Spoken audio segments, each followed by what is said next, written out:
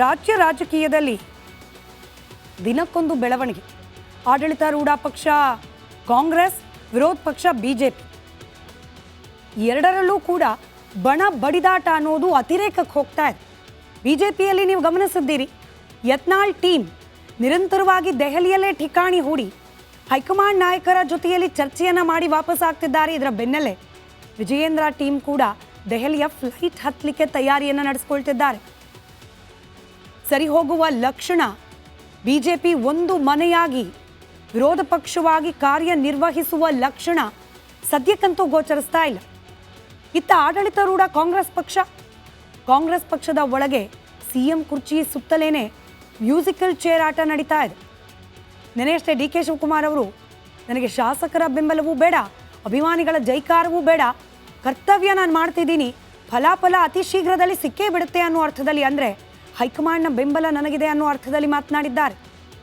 ಇಲ್ಲಿಗೆ ನಿಂತು ಹೋಯ್ತಾ ಕಾಂಗ್ರೆಸ್ನ ಬಣಬಡಿದಾಟ? ಡಿ ಕೆ ಶಿವಕುಮಾರ್ ಅವರ ಪ್ರತಿ ಹೇಳಿಕೆಗೂ ಕೂಡ ಕೌಂಟರ್ ಕೊಡುವ ನಿಟ್ಟಿನಲ್ಲಿ ಸಿದ್ದರಾಮಯ್ಯ ಟೀಮ್ನಿಂದ ಹೇಳಿಕೆಗಳು ಹೊರಬರ್ತಾ ಇದೆ. ಈ ಎಲ್ಲ ಹೇಳಿಕೆಗಳು, ಪರ ವಿರೋಧದ ಹೇಳಿಕೆಗಳಿಗೆ ಬ್ರೇಕ್ ಹಾಕೋ ಪ್ರಯತ್ನ ನಾಳೆ ಆಗುತ್ತಾ? ನಾಳೆ ಶಾಸಕಾಂಗ ಪಕ್ಷದ ಸಭೆಯನ್ನು ನಡೆಸಲಿದೆ ಕಾಂಗ್ರೆಸ್ ಪಕ್ಷ. ರಣದೀಪ್ ಸುರ್ಜೇವಾಲಾ ಅವರು ಬರ್ತಾರೆ ಅನ್ನೋ ಮಾಹಿತಿ ಇದೆ. ಸುರ್ಜೇವಾಲಾ ಅವರು ಈ ಕಾಂಗ್ರೆಸ್ನ ಒಳಗಿನ ಕುರ್ಚಿ ಕಲಹಕ್ಕೆ ಇತಿಶ್ರೀ ಹಾಡ್ತಾರಾ? ಅಟ್ಲೀಸ್ಟ್ ತಾತ್ಕಾಲಿಕ ಮುಲಾಮ್ ಹಚ್ಚಿ ಹೋಗ್ತಾರಾ? ಬಹಿರಂಗವಾಗಿ ಬರ್ತಾ ಇರುವ ಹೇಳಿಕೆಗಳಿಗೆ ಕಡಿವಾಣ ಹಾಕುವಲ್ಲಿ ಯಶಸ್ವಿ ಆಗ್ತಾರಾ? ಕುತೂಹಲಕ್ಕೆ ಕಾರಣವಾಗಿದೆ. ಒಟ್ಟಿನಲ್ಲಿ ರಾಜ್ಯದ ಎರಡೂ ಪ್ರಮುಖ ಪಕ್ಷಗಳು ಕೂಡ ಜನರ ಅಭಿವೃದ್ಧಿಯನ್ನು, ಜನರ ಪರವಾದ ಕಾಳಜಿಯನ್ನು ಬಿಟ್ಟು ಪ್ಯೂರ್ ರಾಜಕೀಯ, ಪರಿಶುದ್ಧವಾದ ಈಗಿನ ದಿನಮಾನಗಳಿಗೆ ಸರಿಹೊಂದುವಂತಹ ರಾಜಕೀಯವನ್ನ ಮಾಡೋದ್ರಲ್ಲಿ ಬ್ಯುಸಿಯಾಗಿದ್ದಾರೆ.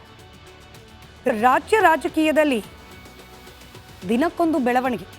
ಆಡಳಿತಾರೂಢ ಪಕ್ಷ ಕಾಂಗ್ರೆಸ್, ವಿರೋಧ ಪಕ್ಷ ಬಿಜೆಪಿ, ಎರಡರಲ್ಲೂ ಕೂಡ ಬಣ ಬಡಿದಾಟ ಅನ್ನೋದು ಅತಿರೇಕಕ್ಕೆ ಹೋಗ್ತಾ ಇದೆ.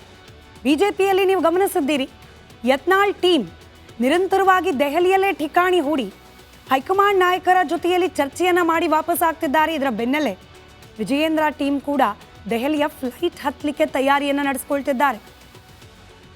ಸರಿ ಹೋಗುವ ಲಕ್ಷಣ ಬಿಜೆಪಿ ಒಂದು ಮನೆಯಾಗಿ ವಿರೋಧ ಪಕ್ಷವಾಗಿ ಕಾರ್ಯನಿರ್ವಹಿಸುವ ಲಕ್ಷಣ ಸದ್ಯಕ್ಕಂತೂ ಗೋಚರಿಸ್ತಾ ಇಲ್ಲ. ಇತ್ತ ಆಡಳಿತಾರೂಢ ಕಾಂಗ್ರೆಸ್ ಪಕ್ಷದ ಒಳಗೆ ಸಿಎಂ ಕುರ್ಚಿ ಸುತ್ತಲೇನೆ ಮ್ಯೂಸಿಕಲ್ ಚೇರ್ ಆಟ ನಡೀತಾ ಇದೆ. ನೆನೆಯಷ್ಟೇ ಡಿ ಕೆ ಶಿವಕುಮಾರ್ ಅವರು, ನನಗೆ ಶಾಸಕರ ಬೆಂಬಲವೂ ಬೇಡ, ಅಭಿಮಾನಿಗಳ ಜೈಕಾರವೂ ಬೇಡ, ಕರ್ತವ್ಯ ನಾನು ಮಾಡ್ತಿದ್ದೀನಿ, ಫಲಾಫಲ ಅತಿ ಶೀಘ್ರದಲ್ಲಿ ಸಿಕ್ಕೇ ಬಿಡುತ್ತೆ ಅನ್ನೋ ಅರ್ಥದಲ್ಲಿ, ಅಂದರೆ ಹೈಕಮಾಂಡ್ನ ಬೆಂಬಲ ನನಗಿದೆ ಅನ್ನೋ ಅರ್ಥದಲ್ಲಿ ಮಾತನಾಡಿದ್ದಾರೆ. ಇಲ್ಲಿಗೆ ನಿಂತು ಹೋಯ್ತಾ ಕಾಂಗ್ರೆಸ್ನ ಬಣಬಡಿದಾಟ?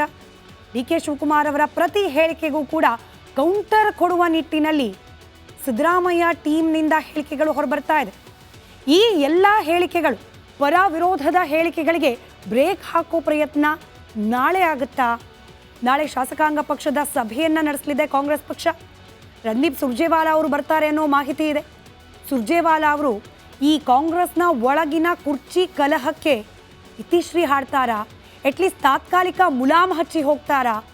ಬಹಿರಂಗವಾಗಿ ಬರ್ತಾ ಇರುವ ಹೇಳಿಕೆಗಳಿಗೆ ಕಡಿವಾಣ ಹಾಕುವಲ್ಲಿ ಯಶಸ್ವಿ ಆಗ್ತಾರಾ? ಕುತೂಹಲಕ್ಕೆ ಕಾರಣವಾಗಿದೆ. ಒಟ್ಟಿನಲ್ಲಿ ರಾಜ್ಯದ ಎರಡೂ ಪ್ರಮುಖ ಪಕ್ಷಗಳು ಕೂಡ ಜನರ ಅಭಿವೃದ್ಧಿಯನ್ನು, ಜನರ ಪರವಾದ ಕಾಳಜಿಯನ್ನು ಬಿಟ್ಟು ಪ್ಯೂರ್ ರಾಜಕೀಯ, ಪರಿಶುದ್ಧವಾದ ಈಗಿನ ದಿನಮಾನಗಳಿಗೆ ಸರಿಹೊಂದುವಂತಹ ರಾಜಕೀಯವನ್ನ ಮಾಡೋದ್ರಲ್ಲಿ ಬ್ಯುಸಿಯಾಗಿದ್ದಾರೆ. ರಾಜ್ಯ ರಾಜಕೀಯದಲ್ಲಿ ದಿನಕ್ಕೊಂದು ಬೆಳವಣಿಗೆ. ಆಡಳಿತಾರೂಢ ಪಕ್ಷ ಕಾಂಗ್ರೆಸ್, ವಿರೋಧ ಪಕ್ಷ ಬಿಜೆಪಿ, ಎರಡರಲ್ಲೂ ಕೂಡ ಬಣ ಬಡಿದಾಟ ಅನ್ನೋದು ಅತಿರೇಕಕ್ಕೆ ಹೋಗ್ತಾ ಇದೆ. ಬಿಜೆಪಿಯಲ್ಲಿ ನೀವು ಗಮನಿಸಿದ್ದೀರಿ, ಯತ್ನಾಳ್ ಟೀಮ್ ನಿರಂತರವಾಗಿ ದೆಹಲಿಯಲ್ಲೇ ಠಿಕಾಣಿ ಹೂಡಿ ಹೈಕಮಾಂಡ್ ನಾಯಕರ ಜೊತೆಯಲ್ಲಿ ಚರ್ಚೆಯನ್ನು ಮಾಡಿ ವಾಪಸ್ ಆಗ್ತಿದ್ದಾರೆ. ಇದರ ಬೆನ್ನಲ್ಲೇ ವಿಜಯೇಂದ್ರ ಟೀಮ್ ಕೂಡ ದೆಹಲಿಯ ಫ್ಲೈಟ್ ಹತ್ತಲಿಕ್ಕೆ ತಯಾರಿಯನ್ನು ನಡೆಸಿಕೊಳ್ತಿದ್ದಾರೆ. ಸರಿ ಹೋಗುವ ಲಕ್ಷಣ ಬಿಜೆಪಿ ಒಂದು ಮನೆಯಾಗಿ ವಿರೋಧ ಪಕ್ಷವಾಗಿ ಕಾರ್ಯನಿರ್ವಹಿಸುವ ಲಕ್ಷಣ ಸದ್ಯಕ್ಕಂತೂ ಗೋಚರಿಸ್ತಾ ಇಲ್ಲ. ಇತ್ತ ಆಡಳಿತಾರೂಢ ಕಾಂಗ್ರೆಸ್ ಪಕ್ಷದ ಒಳಗೆ ಸಿಎಂ ಕುರ್ಚಿ ಸುತ್ತಲೇನೆ ಮ್ಯೂಸಿಕಲ್ ಚೇರ್ ಆಟ ನಡೀತಾ ಇದೆ. ನೆನೆಯಷ್ಟೇ ಡಿ ಕೆ ಶಿವಕುಮಾರ್ ಅವರು, ನನಗೆ ಶಾಸಕರ ಬೆಂಬಲವೂ ಬೇಡ, ಅಭಿಮಾನಿಗಳ ಜೈಕಾರವೂ ಬೇಡ, ಕರ್ತವ್ಯ ನಾನು ಮಾಡ್ತಿದ್ದೀನಿ, ಫಲಾಫಲ ಅತಿ ಶೀಘ್ರದಲ್ಲಿ ಸಿಕ್ಕೇ ಬಿಡುತ್ತೆ ಅನ್ನೋ ಅರ್ಥದಲ್ಲಿ, ಅಂದರೆ ಹೈಕಮಾಂಡ್ನ ಬೆಂಬಲ ನನಗಿದೆ ಅನ್ನೋ ಅರ್ಥದಲ್ಲಿ ಮಾತನಾಡಿದ್ದಾರೆ. ಇಲ್ಲಿಗೆ ನಿಂತು ಹೋಯ್ತಾ ಕಾಂಗ್ರೆಸ್ನ ಬಣಬಡಿದಾಟ? ಡಿ ಕೆ ಶಿವಕುಮಾರ್ ಅವರ ಪ್ರತಿ ಹೇಳಿಕೆಗೂ ಕೂಡ ಕೌಂಟರ್ ಕೊಡುವ ನಿಟ್ಟಿನಲ್ಲಿ ಸಿದ್ದರಾಮಯ್ಯ ಟೀಮ್ನಿಂದ ಹೇಳಿಕೆಗಳು ಹೊರಬರ್ತಾ ಇದೆ. ಈ ಎಲ್ಲ ಹೇಳಿಕೆಗಳು, ಪರ ವಿರೋಧದ ಹೇಳಿಕೆಗಳಿಗೆ ಬ್ರೇಕ್ ಹಾಕೋ ಪ್ರಯತ್ನ ನಾಳೆ ಆಗುತ್ತಾ? ನಾಳೆ ಶಾಸಕಾಂಗ ಪಕ್ಷದ ಸಭೆಯನ್ನು ನಡೆಸಲಿದೆ ಕಾಂಗ್ರೆಸ್ ಪಕ್ಷ. ರಣದೀಪ್ ಸುರ್ಜೇವಾಲಾ ಅವರು ಬರ್ತಾರೆ ಅನ್ನೋ ಮಾಹಿತಿ ಇದೆ. ಸುರ್ಜೇವಾಲಾ ಅವರು ಈ ಕಾಂಗ್ರೆಸ್ನ ಒಳಗಿನ ಕುರ್ಚಿ ಕಲಹಕ್ಕೆ ಇತಿಶ್ರೀ ಹಾಡ್ತಾರಾ? ಅಟ್ಲೀಸ್ಟ್ ತಾತ್ಕಾಲಿಕ ಮುಲಾಮ್ ಹಚ್ಚಿ ಹೋಗ್ತಾರಾ? ಬಹಿರಂಗವಾಗಿ ಬರ್ತಾ ಇರುವ ಹೇಳಿಕೆಗಳಿಗೆ ಕಡಿವಾಣ ಹಾಕುವಲ್ಲಿ ಯಶಸ್ವಿ ಆಗ್ತಾರಾ?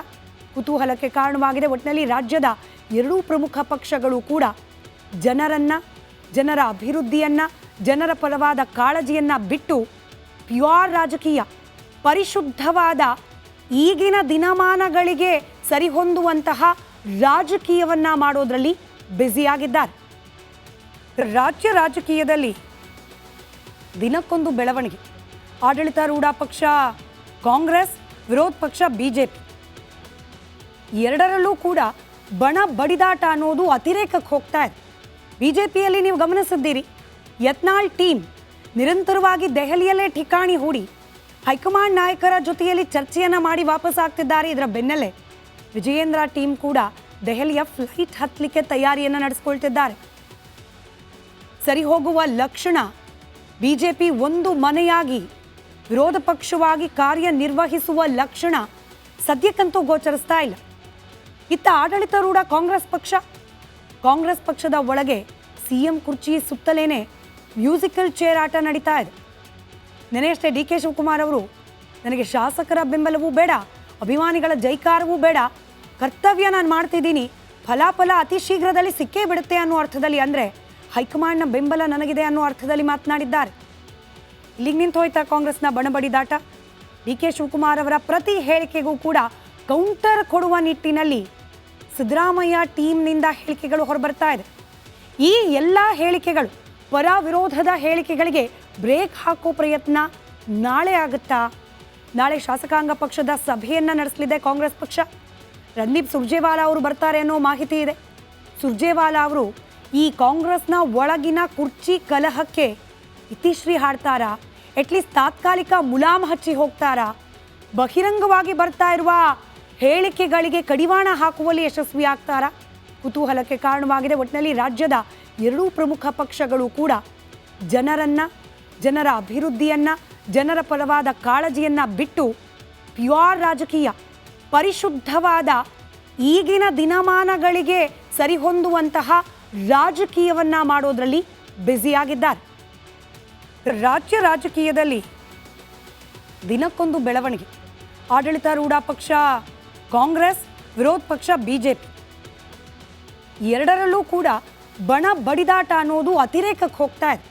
ಬಿಜೆಪಿಯಲ್ಲಿ ನೀವು ಗಮನಿಸಿದ್ದೀರಿ, ಯತ್ನಾಳ್ ಟೀಮ್ ನಿರಂತರವಾಗಿ ದೆಹಲಿಯಲ್ಲೇ ಠಿಕಾಣಿ ಹೂಡಿ ಹೈಕಮಾಂಡ್ ನಾಯಕರ ಜೊತೆಯಲ್ಲಿ ಚರ್ಚೆಯನ್ನು ಮಾಡಿ ವಾಪಸ್ ಆಗ್ತಿದ್ದಾರೆ. ಇದರ ಬೆನ್ನಲ್ಲೇ ವಿಜಯೇಂದ್ರ ಟೀಮ್ ಕೂಡ ದೆಹಲಿಯ ಫ್ಲೈಟ್ ಹತ್ತಲಿಕ್ಕೆ ತಯಾರಿಯನ್ನು ನಡೆಸಿಕೊಳ್ತಿದ್ದಾರೆ.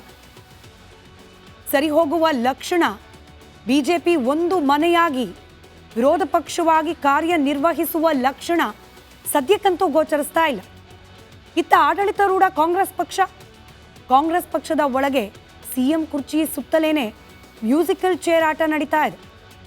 ನೆನೆಯಷ್ಟೇ ಡಿ ಕೆ ಶಿವಕುಮಾರ್ ಅವರು, ನನಗೆ ಶಾಸಕರ ಬೆಂಬಲವೂ ಬೇಡ, ಅಭಿಮಾನಿಗಳ ಜೈಕಾರವೂ ಬೇಡ, ಕರ್ತವ್ಯ ನಾನು ಮಾಡ್ತಿದ್ದೀನಿ, ಫಲಾಫಲ ಅತಿ ಶೀಘ್ರದಲ್ಲಿ ಸಿಕ್ಕೇ ಬಿಡುತ್ತೆ ಅನ್ನೋ ಅರ್ಥದಲ್ಲಿ, ಅಂದರೆ ಹೈಕಮಾಂಡ್ನ ಬೆಂಬಲ ನನಗಿದೆ ಅನ್ನೋ ಅರ್ಥದಲ್ಲಿ ಮಾತನಾಡಿದ್ದಾರೆ. ಇಲ್ಲಿಗೆ ನಿಂತು ಹೋಯ್ತಾ ಕಾಂಗ್ರೆಸ್ನ ಬಣಬಡಿದಾಟ? ಡಿ ಕೆ ಶಿವಕುಮಾರ್ ಅವರ ಪ್ರತಿ ಹೇಳಿಕೆಗೂ ಕೂಡ ಕೌಂಟರ್ ಕೊಡುವ ನಿಟ್ಟಿನಲ್ಲಿ ಸಿದ್ದರಾಮಯ್ಯ ಟೀಮ್ನಿಂದ ಹೇಳಿಕೆಗಳು ಹೊರಬರ್ತಾ ಇದೆ. ಈ ಎಲ್ಲ ಹೇಳಿಕೆಗಳು, ಪರ ವಿರೋಧದ ಹೇಳಿಕೆಗಳಿಗೆ ಬ್ರೇಕ್ ಹಾಕೋ ಪ್ರಯತ್ನ ನಾಳೆ ಆಗುತ್ತಾ? ನಾಳೆ ಶಾಸಕಾಂಗ ಪಕ್ಷದ ಸಭೆಯನ್ನು ನಡೆಸಲಿದೆ ಕಾಂಗ್ರೆಸ್ ಪಕ್ಷ. ರಣದೀಪ್ ಸುರ್ಜೇವಾಲಾ ಅವರು ಬರ್ತಾರೆ ಅನ್ನೋ ಮಾಹಿತಿ ಇದೆ. ಸುರ್ಜೇವಾಲಾ ಅವರು ಈ ಕಾಂಗ್ರೆಸ್ನ ಒಳಗಿನ ಕುರ್ಚಿ ಕಲಹಕ್ಕೆ ಇತಿಶ್ರೀ ಹಾಡ್ತಾರಾ? ಅಟ್ಲೀಸ್ಟ್ ತಾತ್ಕಾಲಿಕ ಮುಲಾಮ್ ಹಚ್ಚಿ ಹೋಗ್ತಾರಾ? ಬಹಿರಂಗವಾಗಿ ಬರ್ತಾ ಇರುವ ಹೇಳಿಕೆಗಳಿಗೆ ಕಡಿವಾಣ ಹಾಕುವಲ್ಲಿ ಯಶಸ್ವಿ ಆಗ್ತಾರಾ?